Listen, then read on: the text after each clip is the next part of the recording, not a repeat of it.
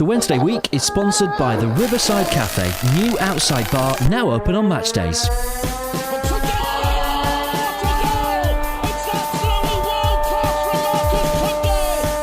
a chance here, a great save by Turner from McClare. Might come a terrific goal by Sheridan. Brexman against Jones. Get in. You could have two goalkeepers in there that would have trouble with saving. Hello and welcome to the Wednesday week, the Sheffield Wednesday podcast. I'm James, I'm in the hot seat tonight. We've got no Lord Hillsborough, but don't worry, we still have a full complement of grumpy old owls. We've got Dan Fudge. What do you mean, old? I don't know what this means. Grumpy old owls. Surely Rich outranks me on that one, don't you, Rich? I probably do. You're right. Yeah. I'm definitely a grumpy old owl. I can't deny that. Yeah. He is. He's less wrinkly though, isn't he? I was about to say I haven't got as many wrinkles as Fudge though. Brilliant. You lads are hilarious. Fudge, it's been a couple of weeks. How have you been? Sorry, just caught me there. I'm just tucking into a large soup. Sorry, a big soup. Actually, they've just made these. Yeah, they've made the big soups now in a large size. So I'm having a large big soup. But yeah, I've been all right. Some good soup-based banter there. But yeah, it's been all right. Wednesday been doing okay. Got the rent paid. It's January. Did all right there. Not got much to report, to be honest. A lot like Sheffield Wednesday. Did you see the segue I did then? Ah, that was clever. I like that. Very good. Well, you've already heard a little bit of him. We've got Dickie Owl. Rich, how you doing? Good evening, James. I'm very well. Yeah, I've not got any soup in front of me, but I've been assured by our lass that now she's sick and tired of soup this January already. So it's that's two podcasts in a row I've mentioned that. That's weird. That anyway.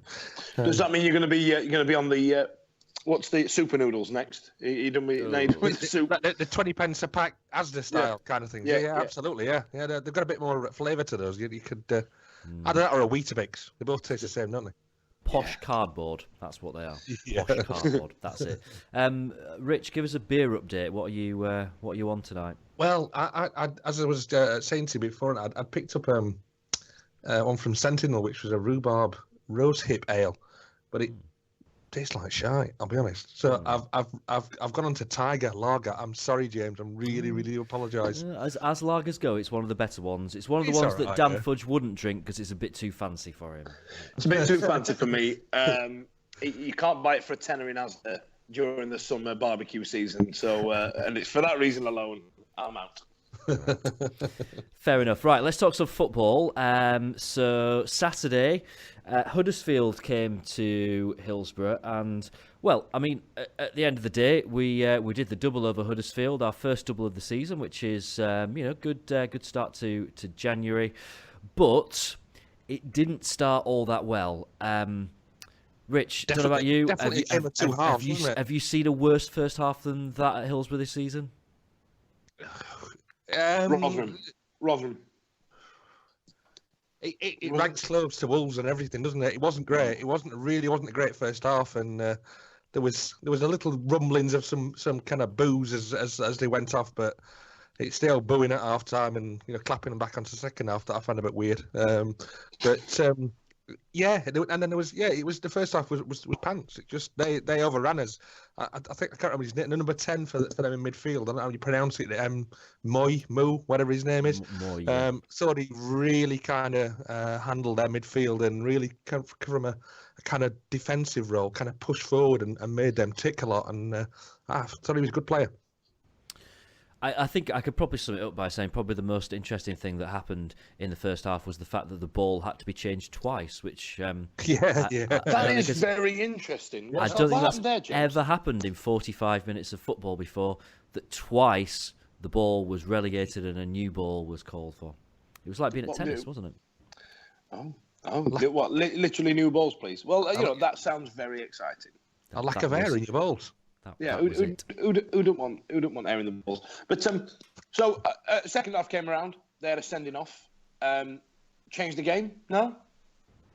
I think it probably changed before that. It was I think Lord H summed it up on Twitter by there was a kind of loud, audible click from Hillsborough when it kind of finally all kind of seemed to come into come together a little bit in that second half. And I think it probably started just before the sending off. Sending off was about 70 odd minutes, 76 minutes, was it, something like that?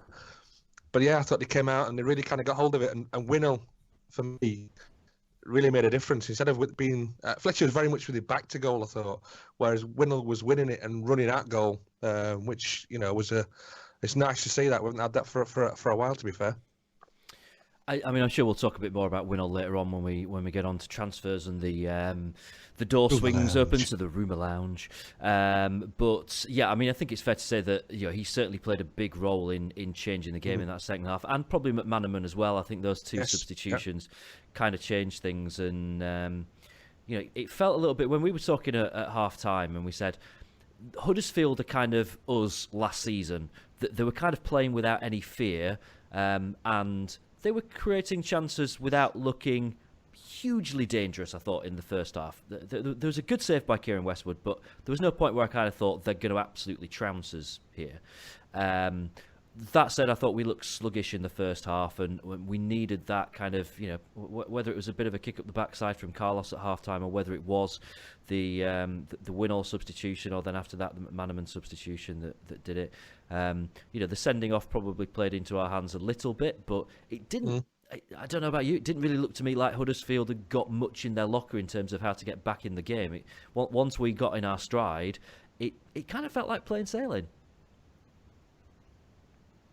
I kind of thought that up until Wally scored, I was concerned that we'd all kind of get like we do. We'd all get a bit frustrated with the team and start getting on the back. But I was one of them. I just got up at one point. Wally thought, Wally's, we need to replace him. We need McManaman on. Just as he put his foot through the ball and into the top corner. So I was like, right, I'll sit down and shut up then, shall I? What do I know? Now, I've got while I'm sat in this throne, I am obliged contractually to use the word Thunderchuffer at this point. Yes. Are you allowed? Yep. Are you sure you're all allowed? Someone's going to have to dig out the contract on that. Who's got the rights to Thunderchuffer? Jeeves, have you got the rights to it? It goes with the throne. It goes with the throne. We're safe to use it. And I mean, it wasn't it? And it was one of those beautiful ones that the ball was, it was still in flight as it hit the back of the net. It had not dipped. Yeah. It was beautifully hit, wasn't it? And it genuinely was from nothing. I think half of us were watching to see whether or not Hutch was hurt, and the next thing the ball sailing into the back of the net. What a strike! I think. Well, we know it's of them, to be fair. I mean, you and I were at Fulham when he scored that one from just inside the halfway line. There's the one at Brighton last year. Last year. And, he's capable of hitting a ball, is Wallace. And sometimes I find some of the fans get on his back a little bit, but I don't understand it. I think he's a cracking player. Yes, age is not on his side, and it's a cross we all are there. But, I think he's a great player. And it's nice that we have players like McManaman to... give him a rest, as it were. You know what I mean? Give him a bit of a breather. But the way that the Wednesday fans have responded to Winnall and to McManaman is actually quite refreshing as well, because they've actually been quite what would the word be? Quite complimentary, not free, but quite complimentary to the new signings, which is quite nice. And we haven't just got a load of bloody rubbish. Oh, the bloody hell's this lad here?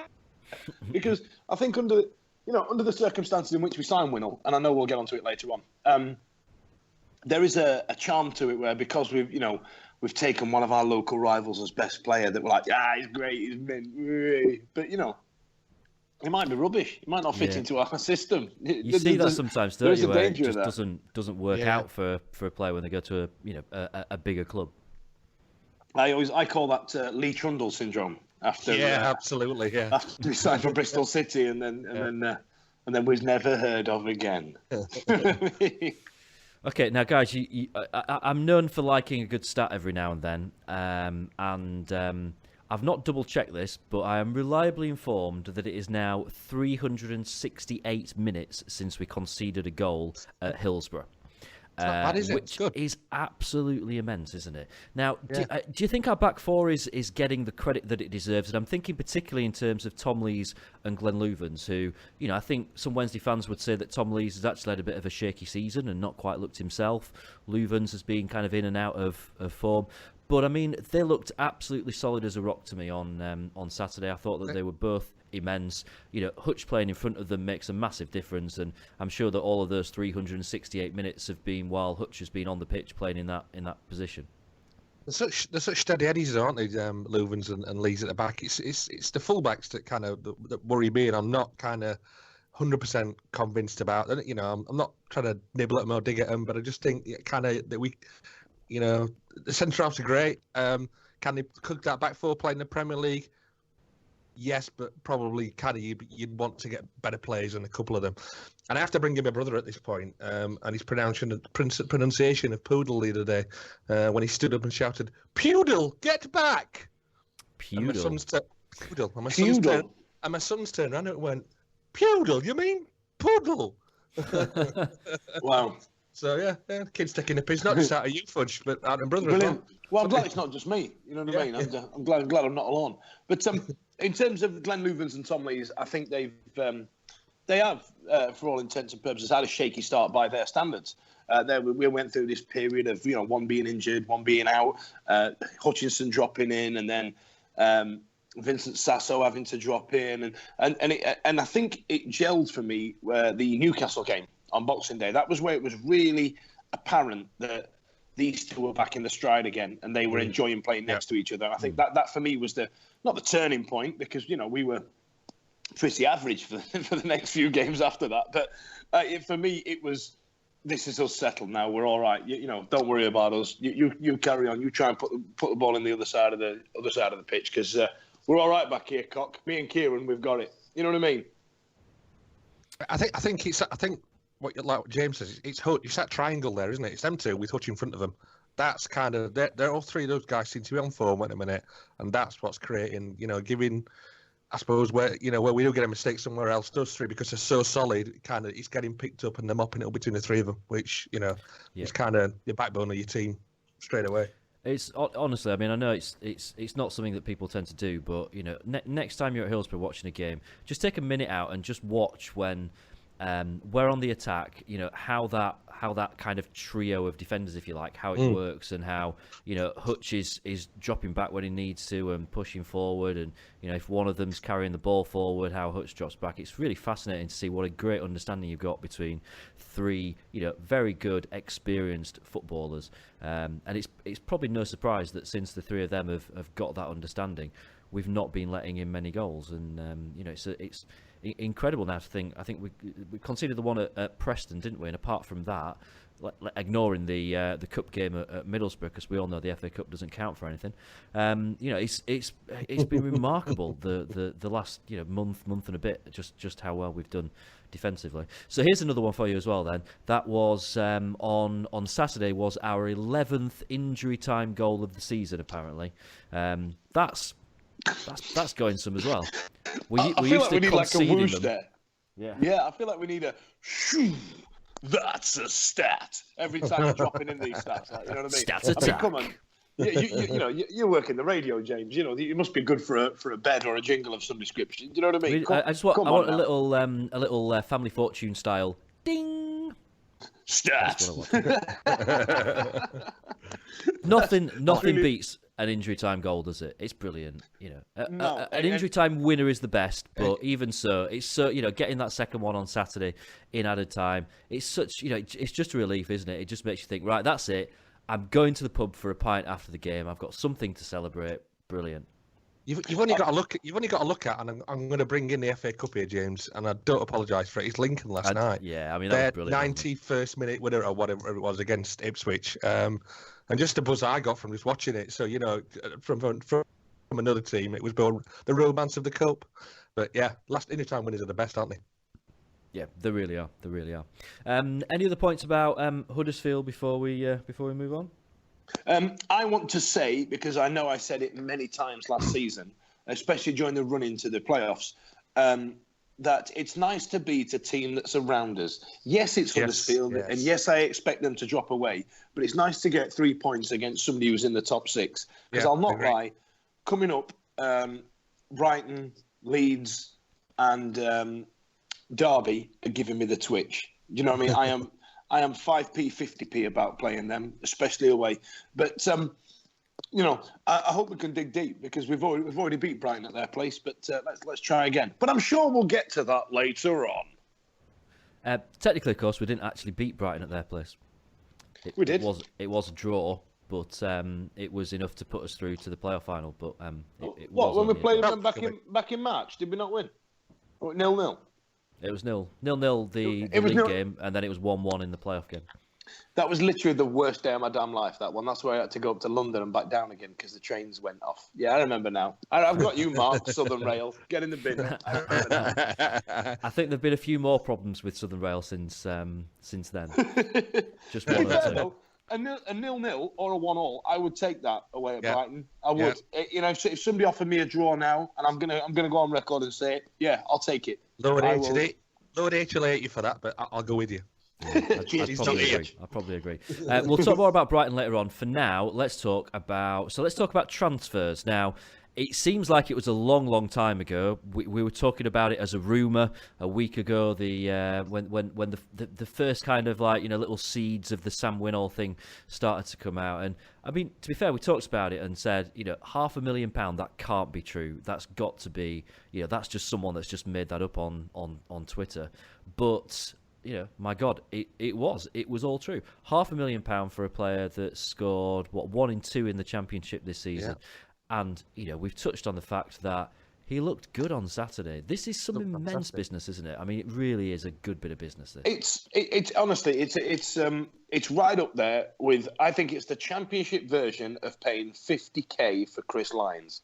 Do you know what I mean? I think it's right up there. I think it's amazing how we've got him for so little amount, given his goal scoring record, like you say, James, is astounding, really, because I think, who was it came out in the paper the other day? I think it might have been Sam Allardyce. I think it was yesterday, said that English players are starting to price themselves out of the market because of the requirement to have English players in your squad. I mean, all right, yeah, that's a first world problem in the Premier League, you know what I mean? But 500k, I mean, what does that say? Does that say he's punching above his weight and he's actually quite average, or there's some problems with him, like, behind the scenes, like, for example, Lewis McGugan, or Barnsley are skint and need the money? What does that price tag say to you? I mean, for me, it just says that they need the cash. What about you? Yeah, well, it's less than 6 months left on his contract.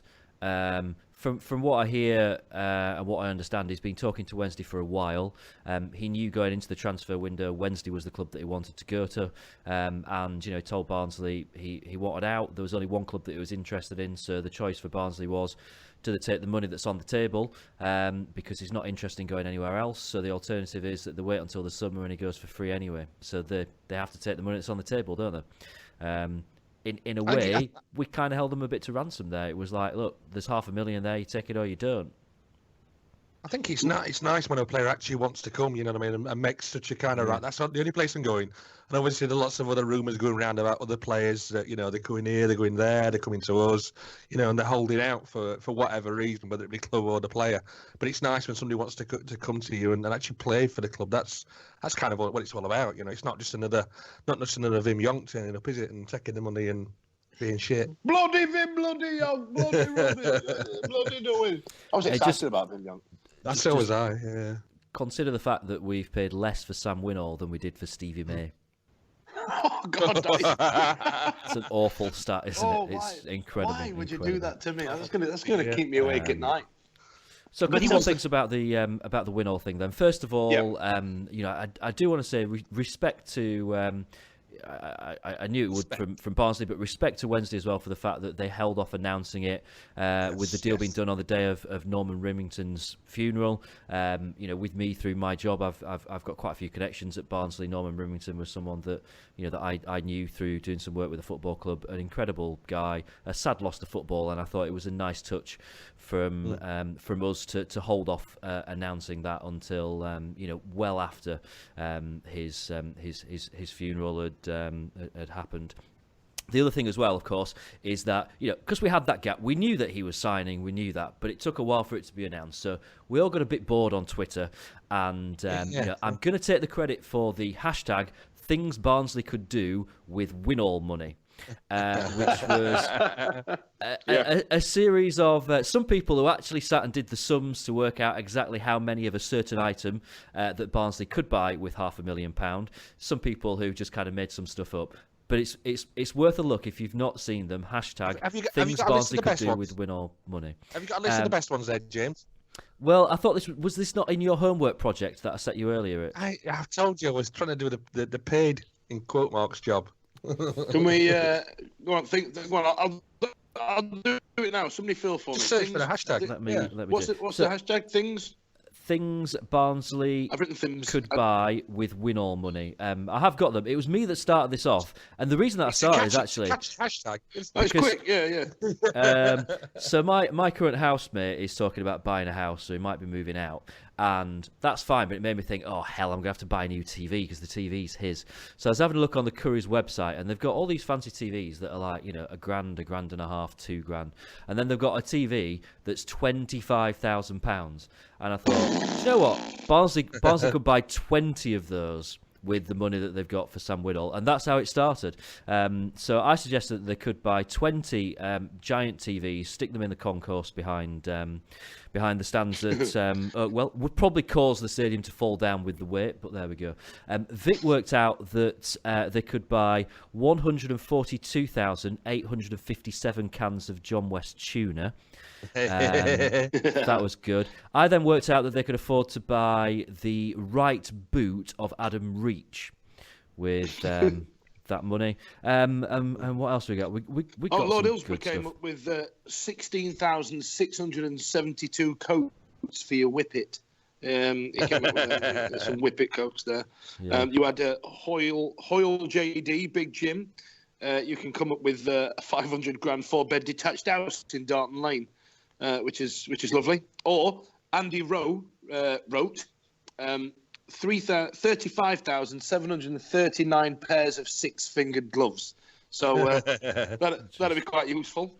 I wonder how many Kestrel can. You know those gloves that you wear when you have a Kestrel on your arm? You could buy with it as well. Well, it's funny you mentioned Kestrel because you can buy a pair of Kestrels. Actual Kestrels. You can have your own Kes. You can have 700 Kestrel pairs. And Jake Lee has encompassed that and done the maths and said that's 1,400 in total for the benefit of the Barnsley fans. So I've got the windy pops as I'm trying to do this segment here. I'm trying, and I tell you what it is, I'm blaming the soup.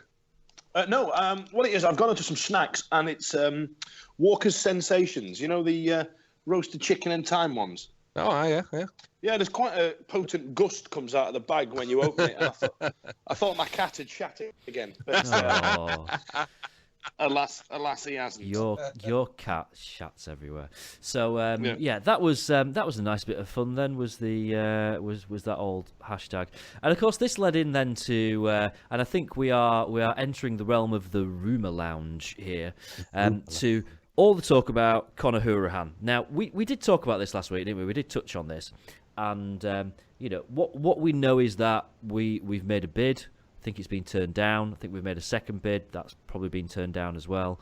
We've been talking to the player. The player's been talking to various other clubs. I think it's fair to say, as we talk now on Wednesday evening, it sounds like Aston Villa are probably the favourites, and that we've fallen a little bit behind. But it sounds like there's a new contract from Barnsley on the table as well. So I don't think anyone really knows what's going on here, do they?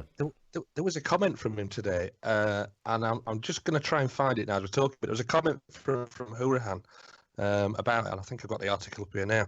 Have I? No, I haven't. But he was basically saying that he's kind of keeping his options open, and he's just getting on with things. So he was kind of towing the party line, not upsetting anybody too much, but kind of not committing to. Yeah, get in the bin. It'd have been funny if they'd gone, listen, I'm either going to sign a contract or a massive contract. Do you know what I mean? And we'd have all like, we know what you did there, Connor. I know we are you off, James? Is that you leaving? I'm not going to lie, I was just getting another beer out the fridge. The Elvis juice has gone down quite well, so I'm now on to the Moose Jam, which is a wheat beer, if you're interested. Thank you. Yeah, I mean, we did talk about Hurahan last week. I think it's fair to say that Wednesday fans have been quite excitable about this because he's a very highly rated player, and he would really improve our squad, wouldn't he? I mean, this is a guy. If we've got any chance of getting him in, we've got to do it. Yeah, absolutely right. He's. I think from what I've seen of him, he looks that kind of player that would fit right in our midfield and probably put something in there because I think he plays fairly. He's not kind of a box to box from what I understand. He's quite not quite a defensive midfielder, but fairly deep, and that's where all his kind of his assists have come from. I think he's 11 assists. He's got something like that this season. Is that something like that? He's got plenty of them, hasn't he? He's scored a fair few goals as well. Yeah, absolutely. So he kind of fits the bill, but there's all the talk of 28 grand a week from us and Villa and Barnsley not wanting to sell to us, but it's I think it's a kind of a sit and wait one. This one, because again, he's going for nothing at the end of the season. Yeah, it's going to go down to the wire, isn't it? And we'll see what comes of it. Have you guys heard any other rumours then about players that might be on their way to Wednesday? Well, I wouldn't know, you see, because at Transfers XI, our favourite account, sent out a tweet yesterday saying something along the lines of, because of all the grief I'm getting, I'm closing this account. You all. so he's just shut it. However, I did go on it at the start of this show. I did search the handle, and he'd set himself up again. He's back. He's back. Oh no, he's back. There it was. As of this is what he said. As of this second, I will no longer be tweeting from this account. It isn't worth the hassle and abuse I get on a daily basis. Ta-ra. Don't you sit here.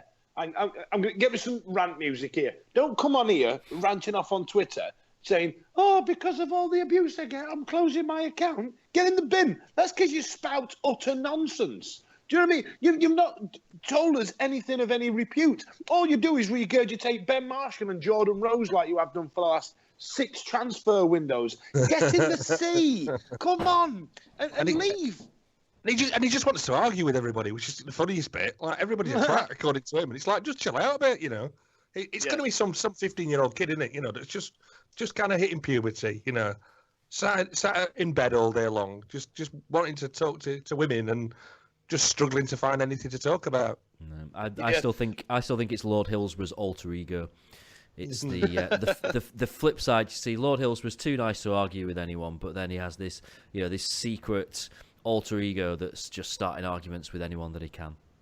It is. It's the way they argue back. So, for example, there was one here. This is yesterday. I'll be updating throughout the day. 1 or 2 are very close. 1 or 2 in a day. But hang on, 1 or 2 in a day. 1 or 2 very close. And somebody's gone on and written, our bid for Hurahan has been rejected. And he just retweeted it with, no, it hasn't. All right, well, thanks, man. Good chat. Good chat. No, it's not after feedback, neither. You know what I mean? Even though it said it on many other sites that our bid had been rejected. Transfers 11, not having it. So aside from that, any rumours for the Rumour Lounge about players coming to Wednesday? Anyone heard anything that they think might have something in it? It's been quiet, hasn't it? It has gone. It has, yeah. Last week we had names coming out of our ears. This week, maybe it's because we're just edging slightly closer towards the end of the window.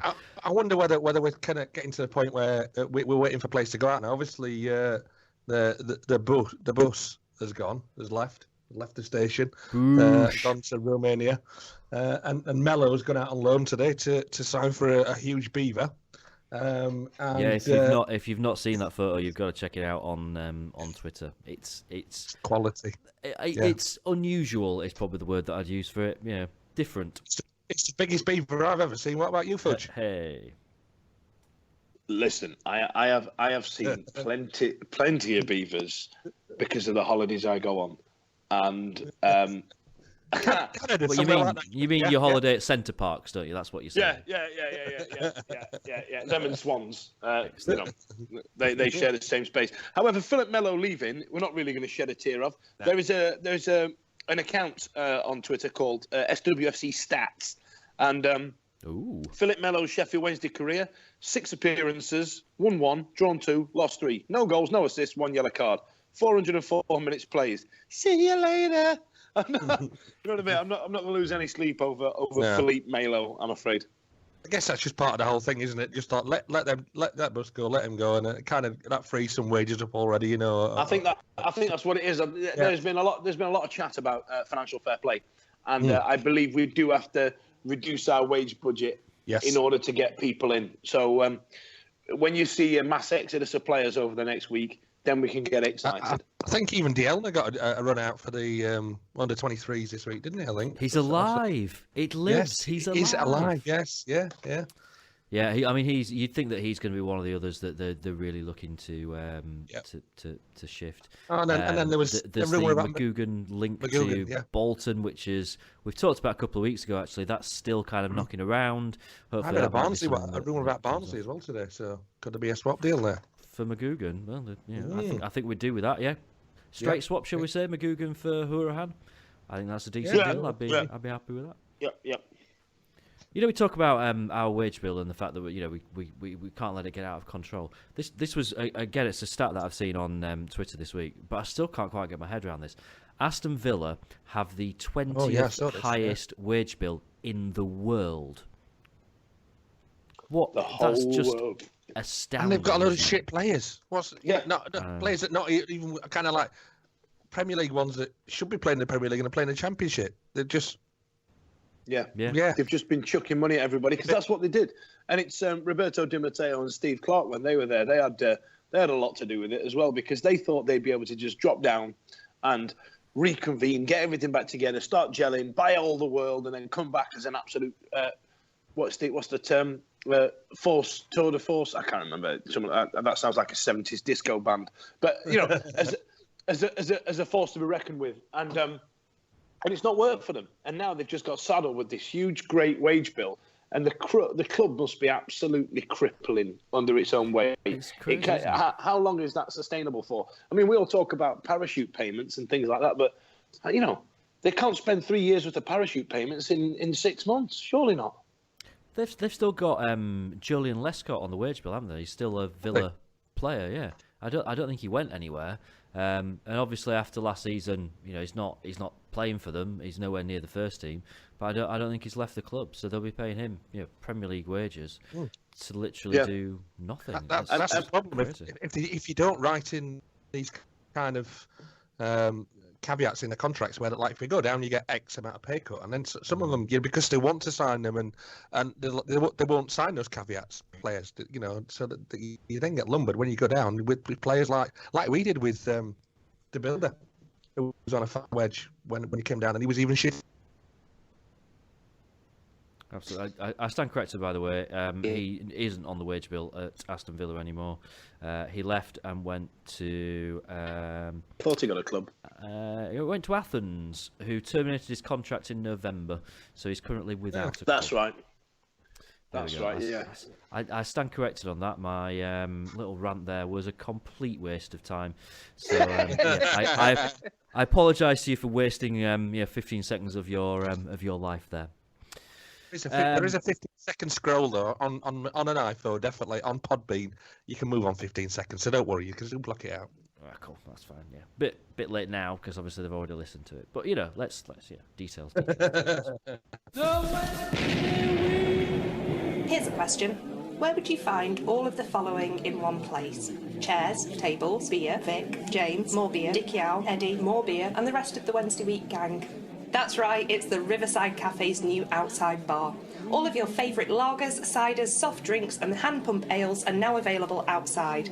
Come and see the gang and give it a try.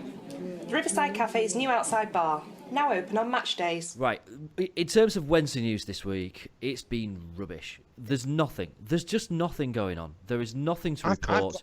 There is nothing interesting. The most interesting thing that I can think to mention in terms of Wednesday news is the fact that at the Huddersfield game was the first time that we opened express credit card only lanes at all of the kiosks around the ground.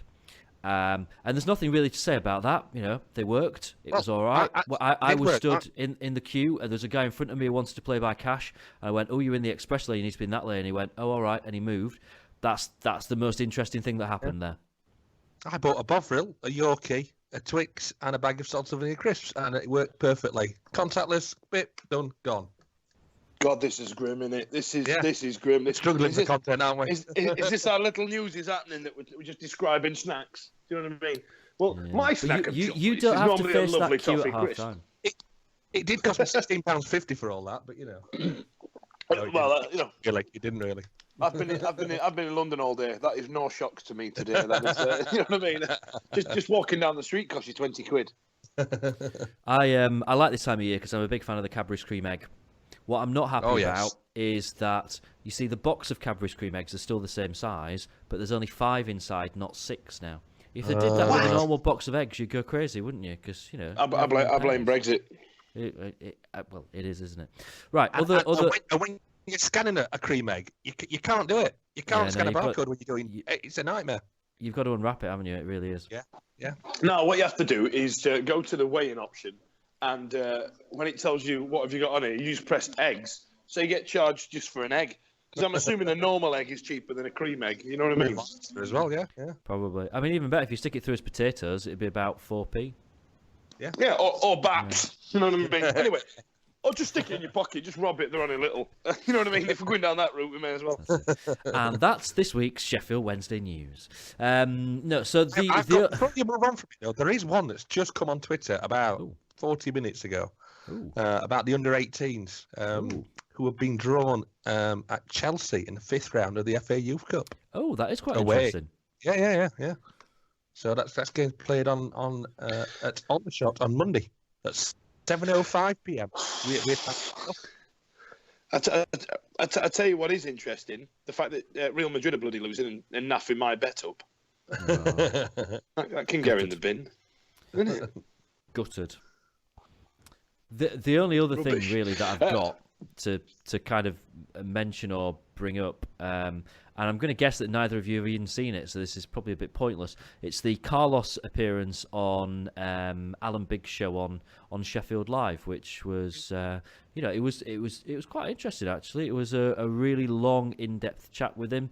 I do like the fact Carlos does this brilliant thing that you get sometimes with foreign managers who generally speak pretty good English. When you ask them a question they don't really want to answer, they're like, "Oh, I understand." So he managed to dodge a couple of issues, and I thought it was really good and it was really interesting. It was good to hear him talk.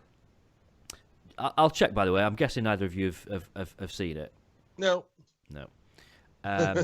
He talked a bit about last year and squad rotation and kind of changing the team and keeping things really fresh. Whereas this season, it's been a little bit more static. It's generally been the same, trying to play the same team every week, and there's not been that kind of squad rotation. And that last season it meant that it was more difficult for the opposition to draw up an effective game plan against us because they never really knew what side we were going to put out. Whereas this season we've been that little bit more predictable, and he kind of seemed to suggest that or hinted at the fact that bringing in 2 or 3 players before the end of the window might allow them to get back to a point whereby we don't really know what team he's going to play from week to week, whether or not is whereabouts Fessie's going to play. Is he going to play up front?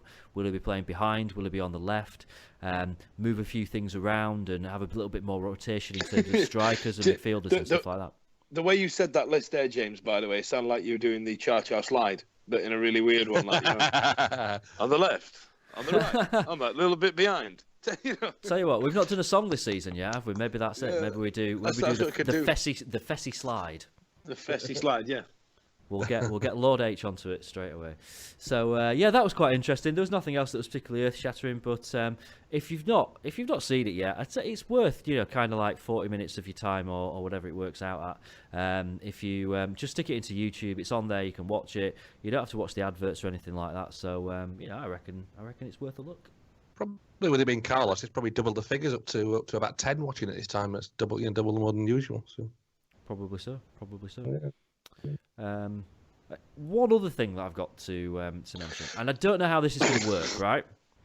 Because this was one of the most fun things that happened this week, and this was, and to be fair, it was us that did this. It was Owl's emoji, and it was using emojis to spell out a player's name. Now, I was thinking about this earlier and thinking, how do we bring this to life on a podcast? Yeah, via the audio medium. How do you get that across? It's difficult. It's difficult. And it didn't have a hashtag with it, so we can't really point people to a particular hashtag to go and have a look. So basically, if you saw it, you probably found it quite funny. If you didn't, bollocks to you, you missed it. Sorry. Gone.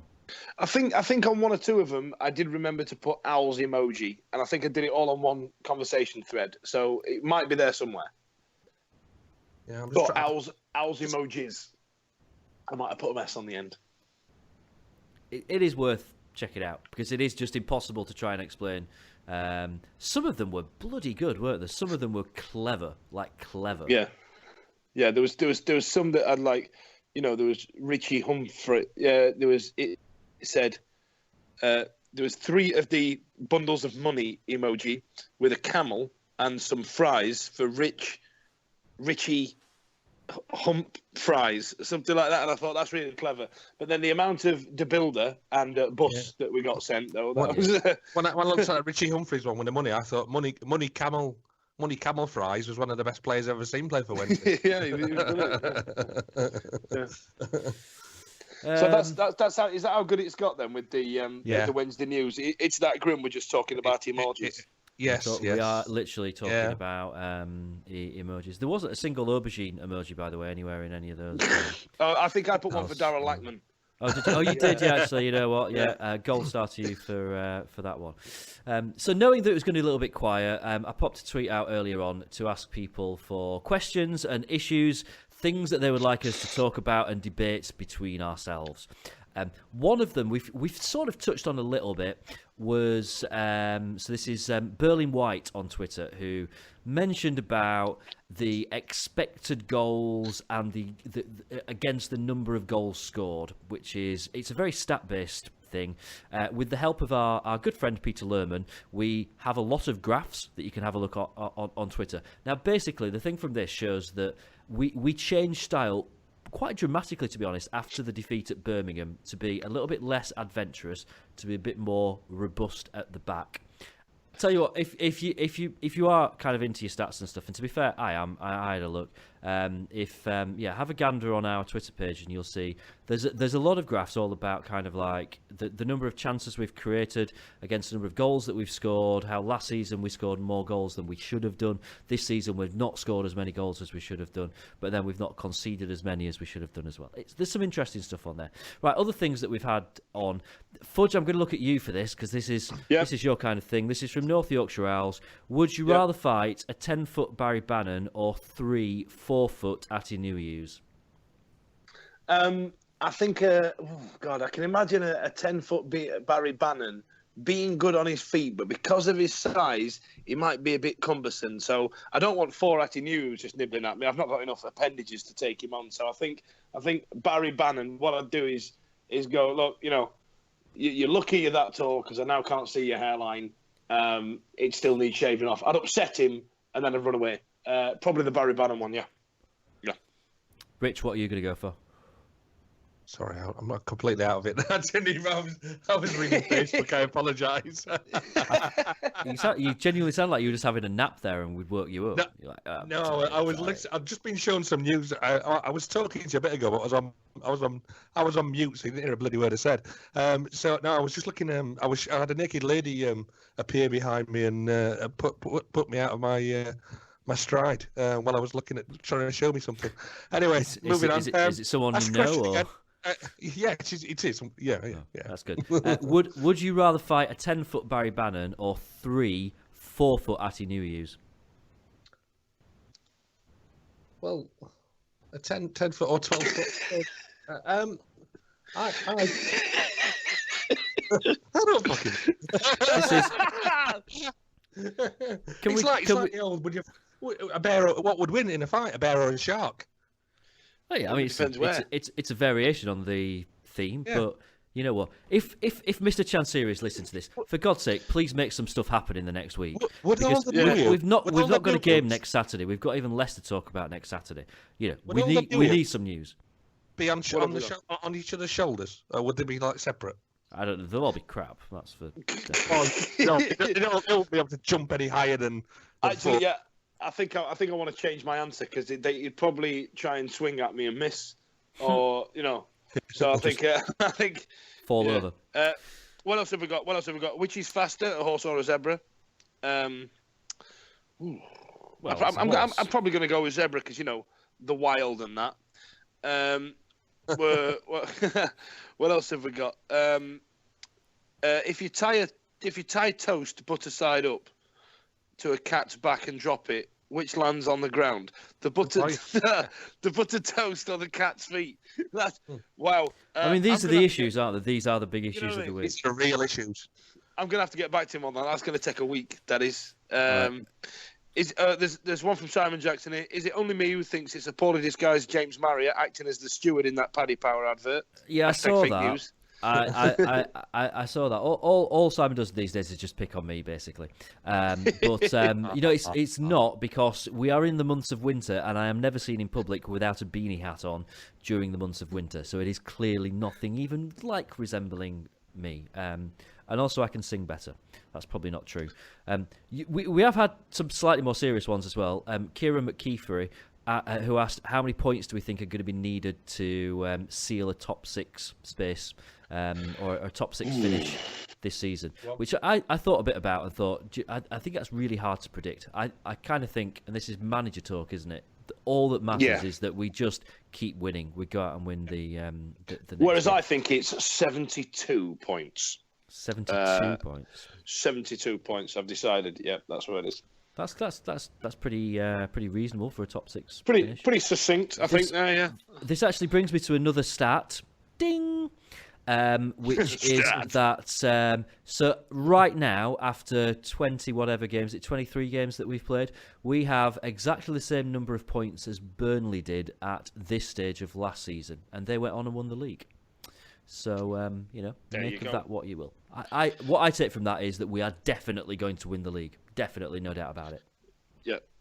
Yep. Also, just before, I mean, this is a pressing matter. At Nick Brown, 1867, how do you change an oil filter on a 97 Toyota Celica? There is a little strap appendage that you can buy from any good Halfords or any other car spare stockist that you wrap around the filter and twist off to the left. Be careful, though, that oil may pour out on your driveway. Please take the necessary precautions. And I know this is a little bit late, James, but I just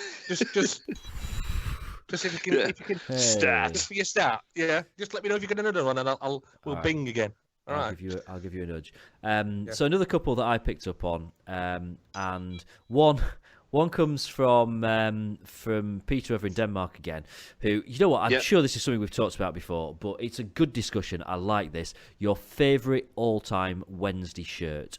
And I will get this going with, I've got two, and they're both away shirts, and they are the yellow Brazil 1991 shirt. Correct, that's mine. And the yellow with black pinstripes 93 away shirt. Those two, nothing else comes close for me. Although I quite like the green hoops, but no one else really likes them. Not the black with the yellow with the black. You're talking the Paul Walrus. I'm talking the Blackburn 4-2. Yeah, the Blackburn 4-2 semi-final. Yeah. The Chelsea had as well. Yeah. We don't talk about that bit. Right. I'm going to be controversial. The one that I genuinely look back on and love wasn't really my era. I do like it's the one from the year I was born. The one with the really thin pinstripes. Yeah, we'll get in the bin. 1980, Finlux written on the front. Big fan of that one. Love that one. And also in the 80s, we had the beautiful silver and purple one. That was good, yeah. Love that one. You know what I mean? That is beautiful. But my favourite home shirt that stands out to me is the much maligned 1995-96 home kit. because I think it was right in the middle of my season ticket time, and I know that a lot of people dislike it, which kind of makes me like it more. Humour. Not the Yeah, one with the the- big fat stripe. Yeah, Big fat white yeah. stripe. Oh, yeah. no, I loved it. no, I terrible absolutely loved shirt. it. I mean, if you Terrible think shirt. about it, right? Horrible. Look It how reminds nice me of it Guy looks. Whittingham. Yeah. It Oh, reminds yeah. me- Exactly. I don't know why, but it reminds me of Reggie Blinker and Chris Waddle. I always imagine Reggie Blinker with his dreadlocks flying around and those big white sleeves. Chris Waddle was the Umbro and Sanderson, wasn't he? That was more. Oh, I don't think he wore it for long. I think it was on his way out then. But it had everything. It had big floppy sleeves, which you need in the 90s. It had stand-up collar. It were mint. I Makes loved me it. think of David Pleat, Shagger Pleat. Oh, David Pleat. Well, you've ruined that for me. That silver one from the 80s. That one. Rich? Yeah, I'd agree with you. Yeah, it was the 1991, the yellow and sky bluish kind It of was- shorts. yeah, it was that good, was that, my wasn't it? favourite, I think. It was and, good. Go on. I just, somebody pulled out the other day, the 84, 85. I can't believe you know what bloody season this is. That's how geeky I am. The 84, 85, when we first got Umbro after Buckter, the shorts that were kind of blue with a white, really tight cut shorts that kind of showed your religion and everything. That was one of my faves. Not the shorts, obviously, the shirt. Just going back Shows your to, religion. I'm just coming out on the Wednesday week. going back to the 1991 yellow away kit. I noticed you've probably seen there's a few people that have posted pictures of their ideas for the third kit for next season on Twitter and knocking around on the internet. And someone's done basically a slightly more up to date version of that yellow and blue shorts away kit from the 90s, which looks brilliant. You know, if anything else gets picked for our third strip, then someone I needs to saw sack it. two.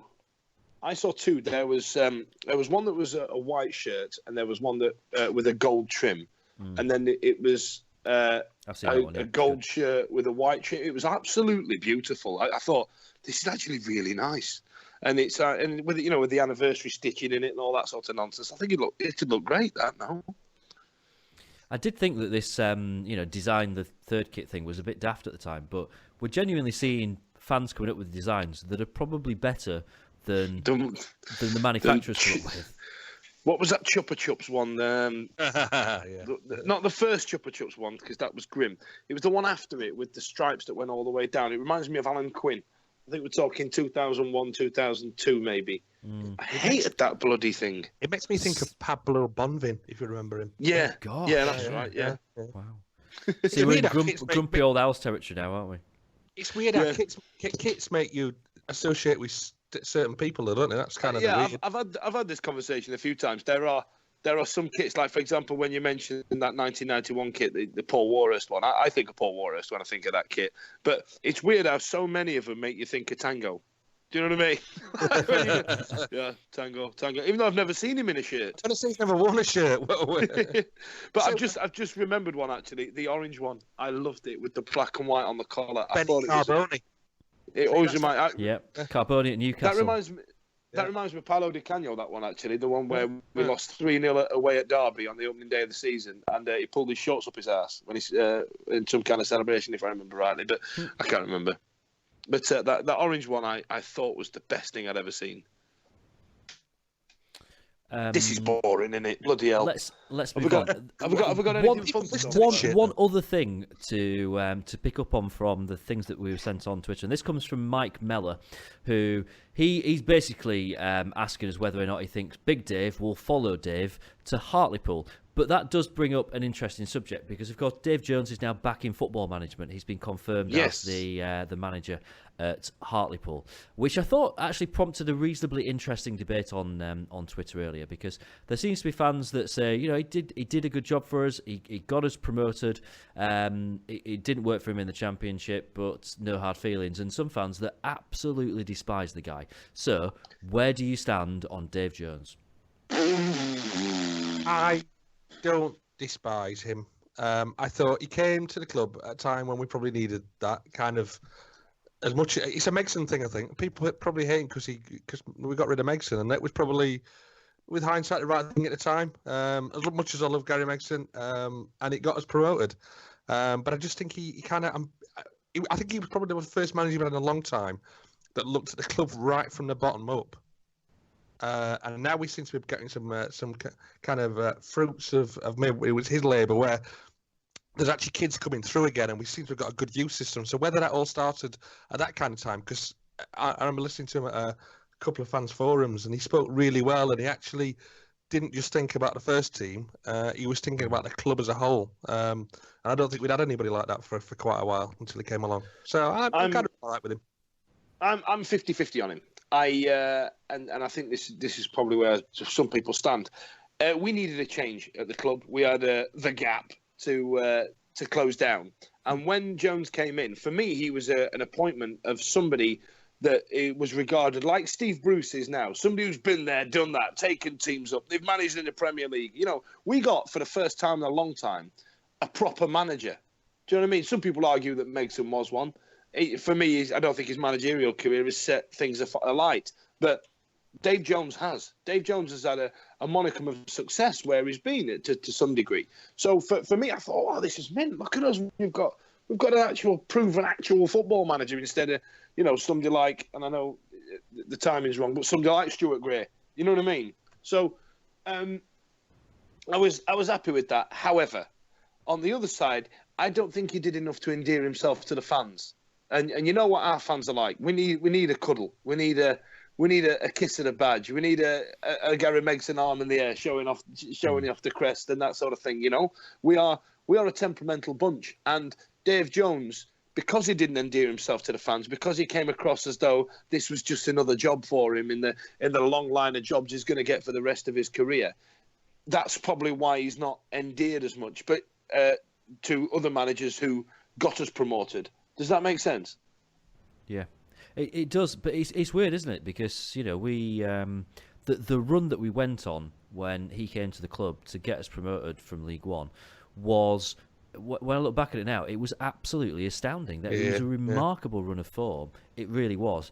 And the fact that he's not kind of, you know, held up as a bit of a club legend really is weird, because, you know, you look at what he did there. It was nothing short of remarkable, and how he, you know, got the team playing it on the floor rather than, you know, we've been used to a very direct style of play under Megson.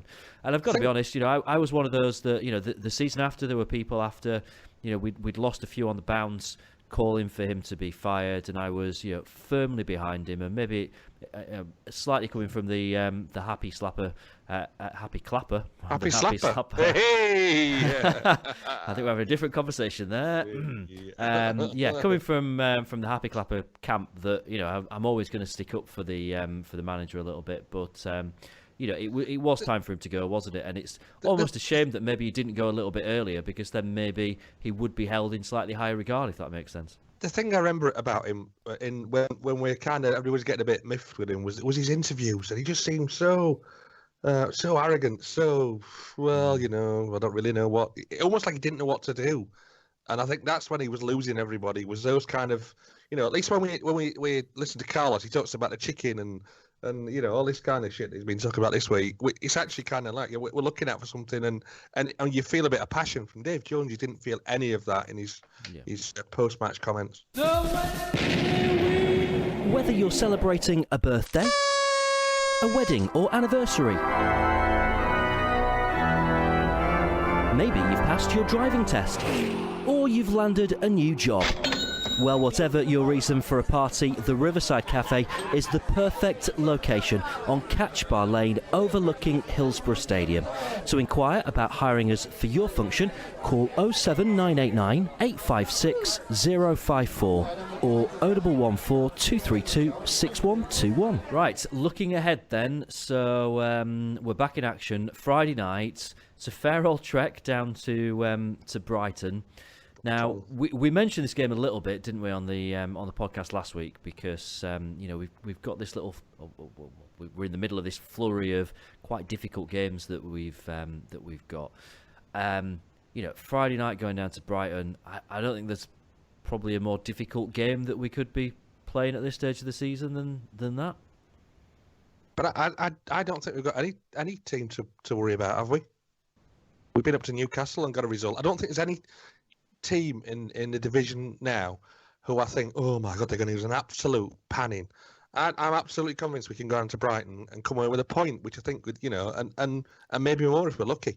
I don't think we'll go down there and lose, and I genuinely don't see any clubs that are going to come to Hillsborough or even away that I'm concerned about playing against.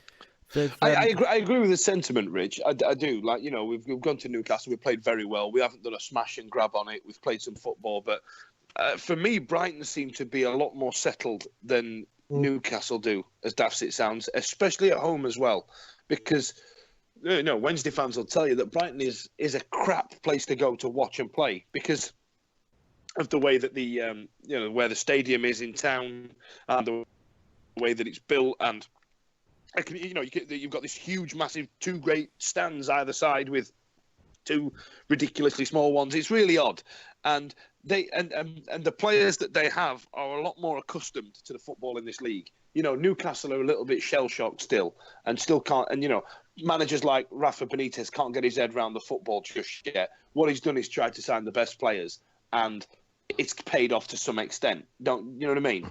But players like Knockaert and Baldock, I think, can cause us problems.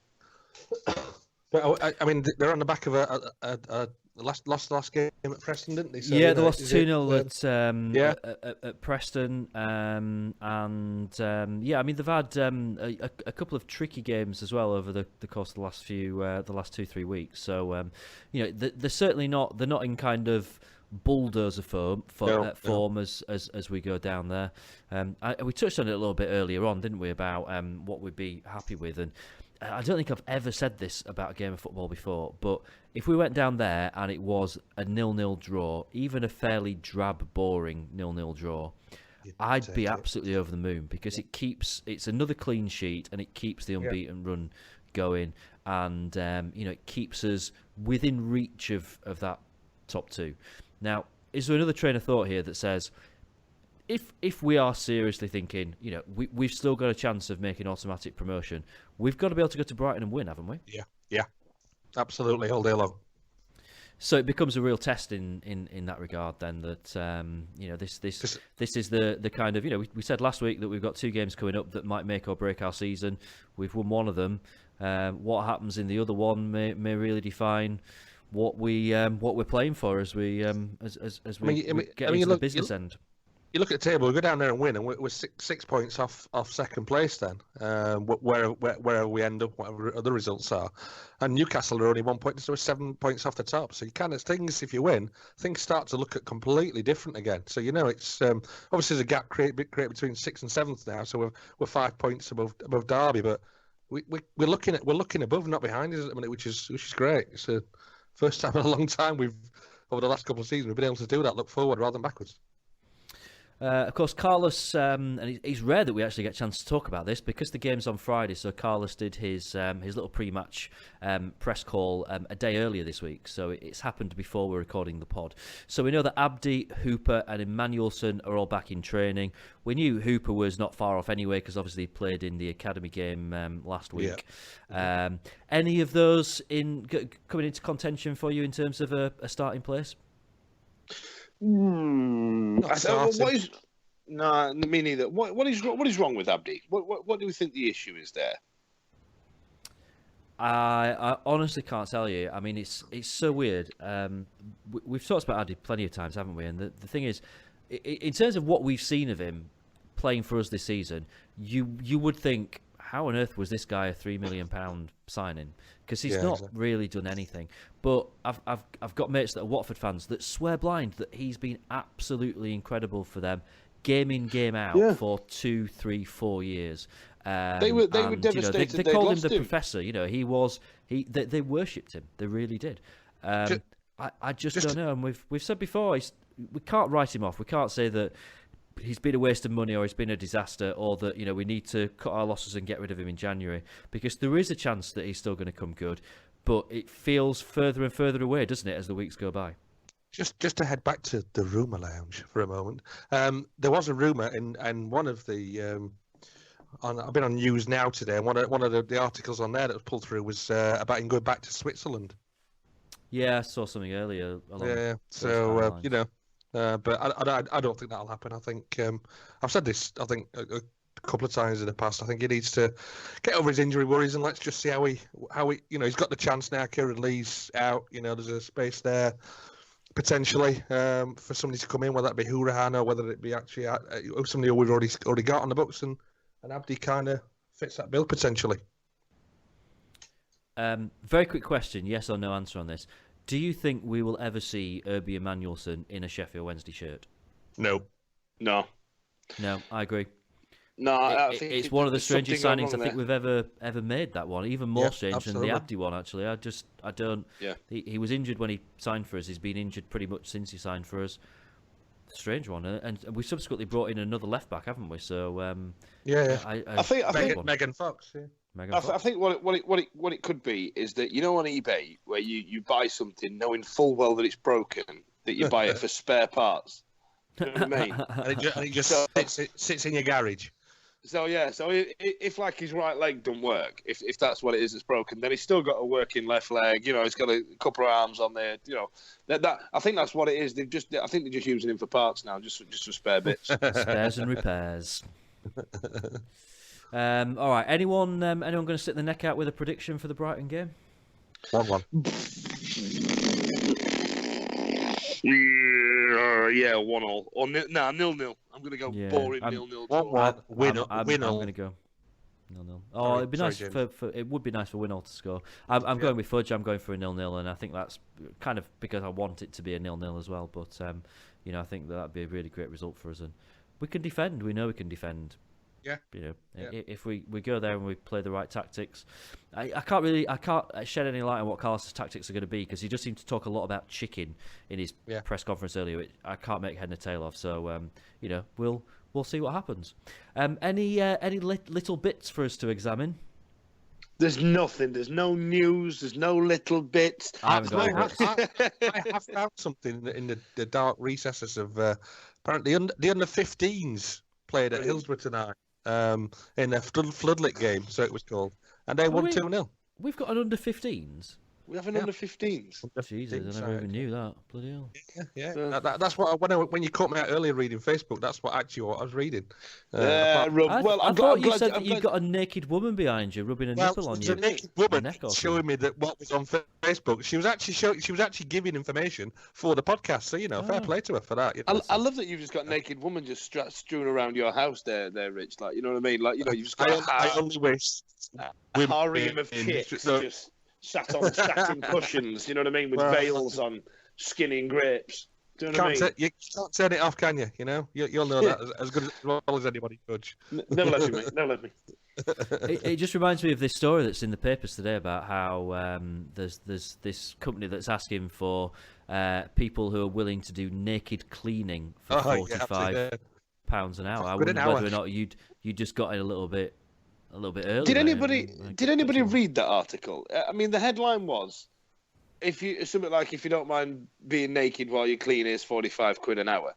It didn't actually go into who was buying this service or why. Do you know what I mean? I saw it. It's described as a service for the naturist community. Is naturist right or is it naturalist? I don't know which is which. One of them. The people that like getting the bits naked out. folk. Yeah. So there's three tiers that you of like levels of payment. So there's a certain level of payment if you want to be naked while they're fully clothed doing the cleaning. There's another kind of tier if you want them to be naked but you to be fully clothed, and then you've got to pay more if you want both of you to be naked while they're doing the cleaning. I'm just guessing you have to pay a little bit cash in hand for extras. Just guessing. What like Sami Nasri? The whole thing that was going through my head while I was reading it was, can you watch them cleaning? That was the thing. But then again, I suppose it depends on the quality of the cleaner. You know where I'm going. If you're paying £70 an hour for a cleaner, I want to video it for that amount. I think we've got a little bit off topic here, just a tad. Well, there is literally no Sheffield Wednesday news. And when we're doing a weekly show, it's difficult to fill this. So, I'm going to have to come back next week. If there's no news next week, I will have to get another story about the cat. I'm going to have to put something in. Get your cat to shit somewhere. That'll be great. I'm going to 5 minutes of knob gags. And then, it was either that or talking about custard again, wasn't it? Like we did last week, Oh, painful. So if you are related with the club, it is, and you are listening, it is transfer window. Can we just have something to talk about, please? That would be lovely. Yeah. Shall we cut our losses then and head off for the week? Rich, where do people get hold of you on the online-isms?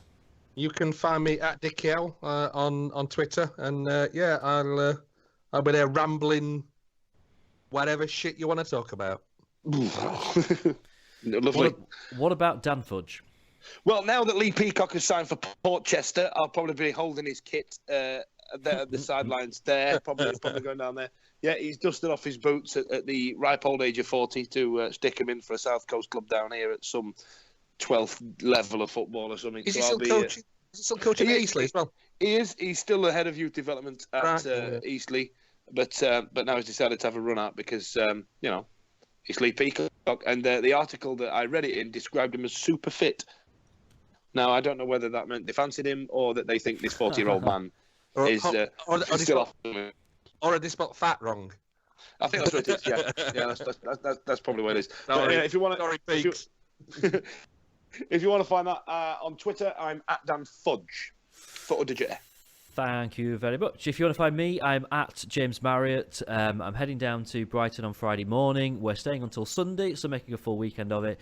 If you are in Brighton having a beer, send me a tweet, let me know where you are, or if you're looking for somewhere to have a beer, send me a tweet, and I'm sure we can make sure our paths cross.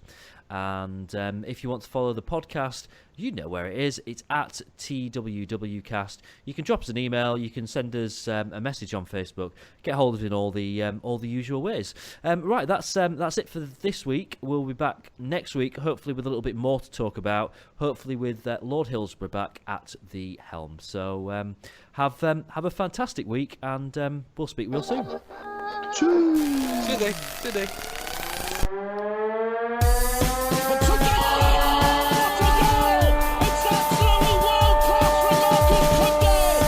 Here's a chance here.